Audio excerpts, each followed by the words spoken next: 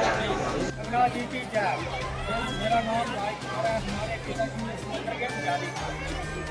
और हूँ एक सारी बुजुर्ग नहीं जी जगन्नाथ पूरी चलती है उन्हें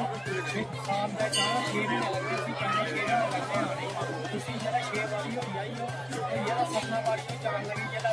अन्नी हुई जो घरे मुड़िए वापस देखा तो ठीक हुई अपने दिले सोचा भाई मेरे दिले पता नहीं कि बड़ा बाप जरा जगन्नाथ ने दर्शन नहीं देने तभी उसी रात सपने च दर्शन होए भाई अपना घर गोहे मिट्टी ने बना उसने एक किताबी चुका ने मिट्टी का गोहा गर्मी की मिट्टी गवे का गोहा इकट्ठा किया कमरे च लाइए तो 6 महीने पानी उतना कोई चीज ना दरवाजा खोलिया तो 6 महीने लगे उन्हें मूर्तियां बनाने